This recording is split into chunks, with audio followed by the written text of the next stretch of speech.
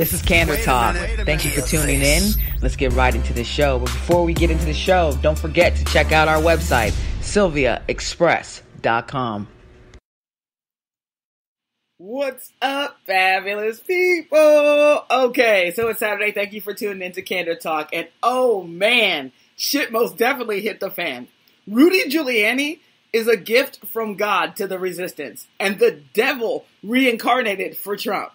I don't think that in all my years as a lawyer that I've seen a bigger colossal failure than what I just saw for Rudy Giuliani. Let me be clear. There wasn't one lawyer, and I mean not one, not even Fox News lawyers, that could make sense of what Giuliani just did. Not one. Not one person could make sense of what he just did. Here are the statements Giuliani made that literally emasculated Trump's entire Stormy Daniels defense. Here it is. Isn't that closer to the mandate than Michael-Cohen? Why isn't that? Where's Mueller on that, sir? Having something to do with paying some Stormy Daniels woman $130,000, I mean, which is going to turn out to be perfectly legal.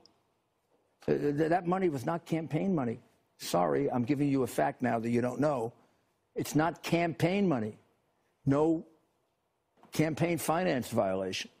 So they funneled it through the law firm. Funneled through the law firm, and the president repaid it. Oh, I didn't know he did. Yeah. There's no campaign finance law.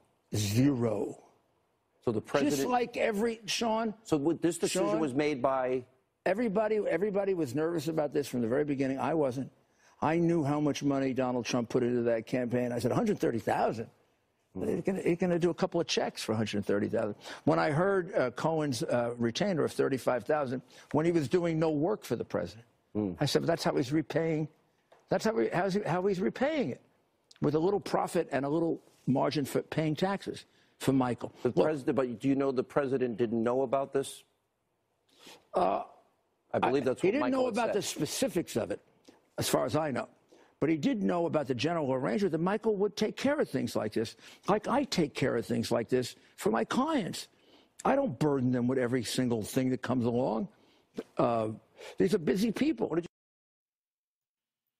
Okay, absolutely no lawyer takes care of these kind of things to their clients unless they really want to lose their license. But nevertheless, as ridiculously obtuse as Sean Hannity is, he recognized right away that Giuliani just dismantled Trump's defense. He tried to steer Giuliani back onto the road and not into the 50,000 feet deep hole that he was driving into, but Giuliani decided he was just going to drive off it anyway.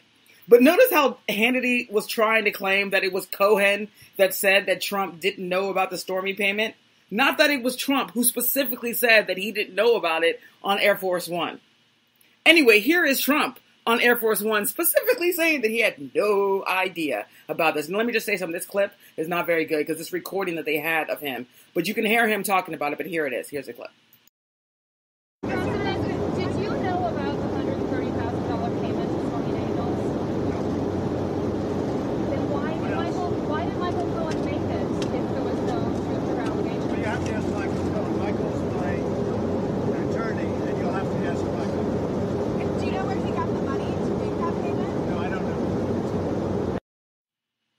Oh my God. Oh my God. So Giuliani decides to publicly disclose that his client, the alleged president of the United States, lied to the American public about his involvement in the Stormy payoff.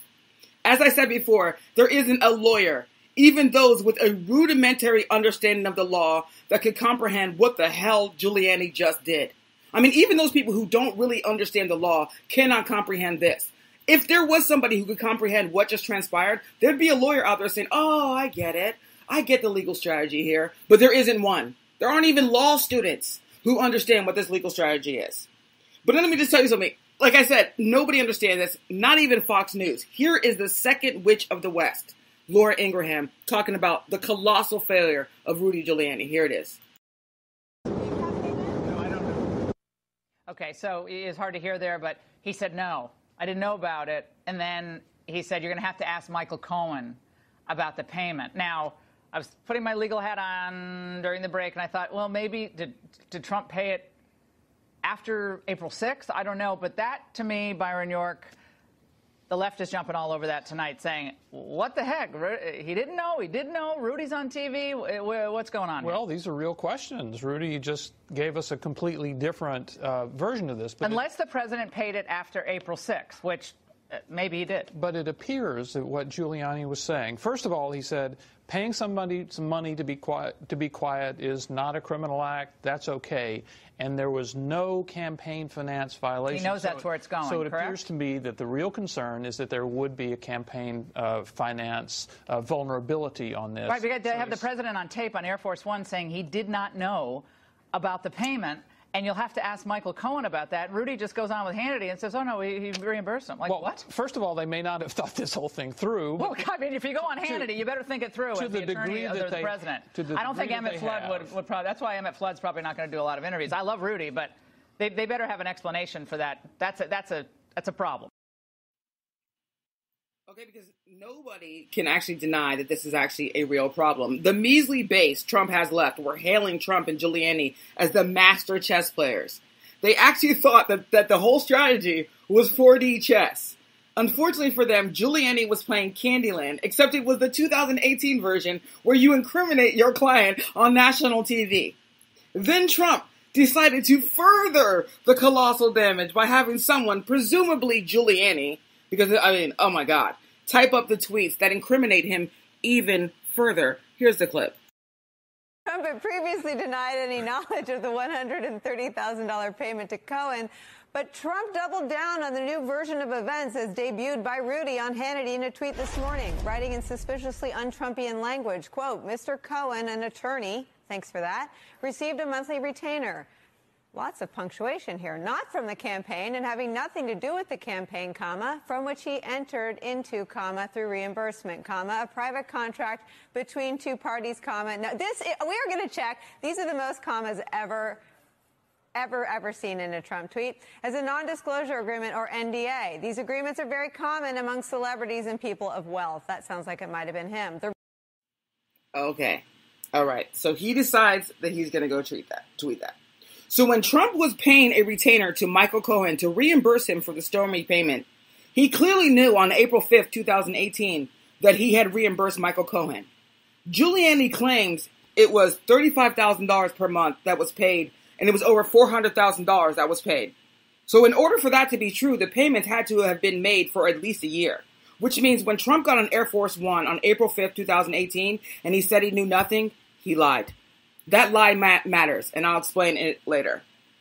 Okay, so anyway, after numerous lawyers from all political persuasions were calling this out as a major fuck-up, Giuliani decides that he might as well continue doing more damage. No need to stop now. So Giuliani decides to keep talking to Trump's demise, and he goes on Fox and Friends, and this is what Giuliani says. Oh my God, here it is. Right. So you're saying that Stephanie Clifford made these allegations, told Donald Trump's lawyer, look, I'm going to go public. And denied them, and then said it wasn't true. However, imagine if that came out on October 15th, 2016, in the middle of the last debate with Hillary Clinton. So to make it go away, they made this Cohen payment. didn't even ask. Cohen made it go away. He did his job. Okay, so this is allegedly Trump's lawyer. Okay. So Giuliani messes up so badly that Trump is trying to save Giuliani from himself. It's so bad that Trump is actually intervening on Giuliani, his own lawyer's behalf. He's also trying to undermine what Giuliani said after he realized that he did more damage than is imaginable. You can't even imagine the amount of damage that Giuliani just did. It's unfathomable. But here is Trump basically trying to say, what the fuck did Giuliani just do? Here it is. Rudy is a great guy, but he just started a day ago. But he really has his heart into it. He's working hard. He's learning the subject matter. And he's going to be issuing a statement, too. But he is a great guy. Today, he'll get his facts straight. He's a great guy.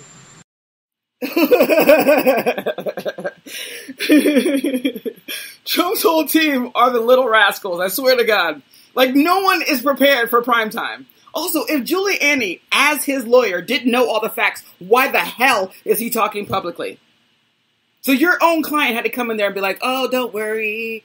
My lawyer doesn't know what the hell they're talking about. They'll get the facts straight sooner or later. Why the hell are you hiring this lawyer then? The lawyer doesn't even know the facts, and the lawyer's talking, and you're not even the one talking. Oh, my God. But anyway, Giuliani, this is what Giuliani admitted to on behalf of his client. Campaign finance violations, that's number one. In order for a person to face criminal consequences for campaign violations, the prosecutors have to show that the conduct was deliberate. Otherwise, it's a mere FEC violation that usually results in civil penalties and civil fines. However, if you intended to fail to disclose, then it is criminal. By Trump denying it and then later admitting he was paying it back for over a year, he was clearly trying to hide the fact that the money was paid to Stormy. Furthermore, you have to prove that the payment was made in furtherance of protecting Trump's campaign. Well, Giuliani said they were worried about it coming out in October after the debate. Therefore, Trump and Giuliani have established that they deliberately failed to disclose the payment and that the payment was intended to influence the election. It's irrelevant whether it was Trump's personal funds, which it wasn't. It was a loan from Cohen to Trump, which they were supposed to disclose. Therefore, the lengths that they went to avoid getting this information to the public and showing this information to the public and showing this information on their disclosure shows that the conduct was deliberate. The second thing, making false statements on financial disclosures. Trump was required to disclose that repayment on his financial disclosures. When he certified under penalty of perjury that they were accurate, everything that he was stating was accurate, he lied. Giuliani confirmed that the repayment occurred. The third thing, obstruction of justice. In a clip, Giuliani said that Trump fires Comey because Comey wouldn't say publicly that Trump was not the target of the Russia investigation. I didn't play that clip because, honestly, it's just, there's so many things they did wrong and I can't go through all that right now. But nevertheless, that's what he said. Well, that means that Trump was trying to interfere with the Russia investigation. Therefore, whether it was what Trump said to Lester Holt or what Giuliani just said to Hannity, both are obstruction. The fourth thing he admitted to, conspiracy. Him, Trump, and Cohen worked to defraud the government on their disclosures. The fifth thing that he admitted to, possible bank and wire fraud. If that money was borrowed from a bank and they lied about the purpose when they borrowed it, which it seems like Cohen admitted that it was borrowed from the bank and that it was a bank loan, then it was bank fraud. If it was from a bank and then they wired it to Stormy Daniels, it was wire fraud. And then there's possible tax evasion. Did Cohen pay taxes on the repayment? Did Trump disclose the repayment as legal fees? Or did he not disclose it? Or did he call it something else? I mean, bravo, Giuliani. Bravo, Giuliani. I couldn't have done a better job fucking Trump over. Now, even Cohen is fighting back. Michael-Cohen told Donnie Deutsch of MSNBC that Rudy Giuliani doesn't know what he's talking about. He said, there are two people who know exactly what happened, myself and the president, and you'll hear my side of the story. Uh-oh. What does that mean? Uh-oh. What does that mean? This whole thing is so comical. I sent a request to Fox News asking them to have Trump and Giuliani on at the same time and to make sure that they're relaxed and that they can talk freely. I told them it would be the highest rated show in 2018. We'll see what they decide. I mean, honestly, Fox has done more damage to Trump by having him and Giuliani on than any resistance movement could have. Thanks, Fox. And let me be abundantly clear. Something is happening. Even Rosenstein, the Deputy Attorney General, felt emboldened to take on the GOP who are trying to impeach him. As emboldened as Rosenstein is, that's indicative of the fact that he knows that they hit the mother lode in the Trump case. And he doesn't fear being fired because he knows that justice is going to be fierce. There are multiple sealed indictments in Southern District of New York. I can't necessarily confirm that they are for the Trump affiliates, but I can guarantee you that at least one of them is. And then, to pile on the utter train wreck this week, Trump's doctor, Dr. Bornstein, who signed that letter claiming that Trump will be the healthiest, let me just say it again, will be the healthiest president that the United States has ever seen. He says he didn't write that letter, that Trump dictated that letter. And then he further argued that all of his doctor files on Trump were taken by Trump goons without his permission. Here's the clip. That he was in a car with his wife when he was on the phone with then candidate Trump in December of 2015. And he was going through with Trump what he could say and what he couldn't say. Trump was dictating what he wanted in that letter. And Bornstein was saying, OK, you can say that. You can't say that. He then came here to the office. He wrote it up. Trump's office later picked it up. He said around 4 p.m. Aaron saying this is a raid. Bornstein is saying that he was robbed. I specifically asked him, was a crime committed? He said they stole them, referring to the president's medical files. The they in that sentence are two men under the president's employ. The first, as you mentioned, is Keith Schiller, who was the president's longtime bodyguard here in New York. He then moved down to Washington with the president, worked in the White House as the head of Oval Office operations. The other person we understand is Alan Garten, who is an attorney for the Trump organization. Now, Aaron, normally when you have medical records released, you need what's called a HIPAA released. We understand from Bornstein, he told us this afternoon, that was not signed. Instead, he says these two men barged through the back door, terrified the secretary, pushed aside the patient who was in there. Now, the White House is not contesting that they took possession of these medical files, but they are saying that it was not a raid. Instead, Aaron, they're saying that this was just standard operating procedure. Aaron. Oh, my goodness. Okay. First, let me just say something. The doctor said that this happened basically over a year ago. It's pretty funny this happened over a year ago, though. But conveniently, after the raid on Cohen, Bornstein, who's also in New York, suddenly claims that he was so traumatized by the documents being taken that he spoke out. Nope, negative. Bornstein spoke out because he's scared. He doesn't know whether anything he said or done that was improper, like that letter, could have been seized by the government. Now, he's sad and depressed. Like I said, raids make people change their priorities. A raid will make you forget who your friends are, and you will save your own ass. However, Trump will be investigated for that fabricated letter. He just added it to the list of things that they will be investigating. Did he violate the law by presenting a falsified letter to the public in order to get elected? I mean, I don't know. We shall see. But things are the worst they could be for Trump, where even more people are starting to say that he won't last his entire term. I've said it before. He'll be impeached, he'll resign, or they'll invoke the 25th Amendment. I'll be right back. Make a dawn in this. Hear me now, Mitch Muller. Drop that bomb buckler.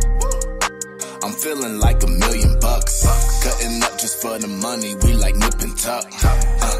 Jet like Benny from the Sandlot. Cost $50,000 for my Hancock. Ah, baby, baby.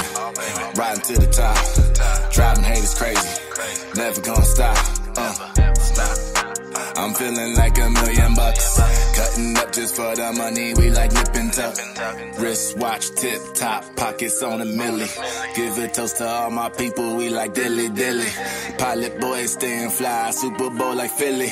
When they ask me if I'm fly, I'm like really, really. 3 steps ahead, staying on the move. Don't listen to the gossip, it's barely ever true. Don't matter what you say, just matters what you do. They criticize the dog, I'm like, who the heck are you? I'm feeling like $1 million. Cutting up just for the money, we like nip and tuck. Jet like Benny from the Sandlot. Cost $50,000 for my Hancock. I absolutely love that song. It's Nip and Tuck by Mecca Don. The link is in the description box. You gotta get it. Okay, so anyway, guys, thank you for staying with me. And let me just tell you this. I am fed up with the mainstream media. This includes even the allegedly liberal-leaning networks like MSNBC and CNN. I never even considered Fox relevant, so I don't name them here. They've always been an utter joke. However, those entities that claim they are just reporting facts and attempting to maintain the highest level of journalistic integrity, this message is for you. You have done colossal, monumental damage to the American public, and it's time you are called out. You are more responsible for the damage Trump is causing than even Trump. You have amplified his mania to the masses and continue, as Michelle Fields said in the White House Correspondents' Dinner, you continue to profit off of his erraticism, alleged criminality, corruption, bigotry, and stupidity. Many of you are writing books, memoirs, doing documentaries, paid interviews off your experience with Trump. I swear there must be about 9 million new books related to Trump that are written every day by the people in the media. But trying to capitalize off the most dangerous president in history is just one of your many sins. You broadcast his raging, incoherent, nonsensical, habitual lies every day without refutation. You allow his press secretary, Sarah Huckabee Sanders, spew unrelenting lies and propaganda without refutation because you claim it's newsworthy. However, when all the previous presidents' press secretaries were holding their press briefings, no one covered it all live. Is it because they were too boring for your network? They talked too much about actual policies that affected the American public? And didn't give you enough drama for you to report on? There has never been anything newsworthy about lies. Therefore, there is nothing newsworthy that comes out of Sarah Huckabee Sanders' mouth. Why should we care about the lies that she tells us? Why should we care? Why do we even know her? She should be so irrelevant by now that people don't even know if she still works at the White House. And you know you are wrong for covering her because before she comes to the podium, you start explaining to the audience what questions are so critical to find out about. And you start explaining why you are about to shamelessly cover her ridiculousness. You do that because you know that you are doing damage, but you are like drug addicts, completely addicted. Anyone that ever said a word to Trump will be interviewed by you. You will use them in your next book or profit-seeking enterprise while you feign outrage over the destruction Trump has caused. Let's be honest, none of you really want Trump removed from office, because if he is, what will you report on? I presume it will still be him. I mean, why cover the actual policies being implemented or educated the public on what's happening in the rest of the world, like other real journalists do for the citizens of their countries? I would think that stories about mass murder happening in other countries, and even the ones happening here, would be of more concern to you than amplifying the overt lies coming from the biggest imposter to ever usurp the White House. I'd be wrong. I intend to continue to speak about the damage the mainstream media has done until they recognize the error of their ways, and more importantly, when they recognize that no one is buying their Trump outrage. It's utter bullshit. Literally, utter bullshit.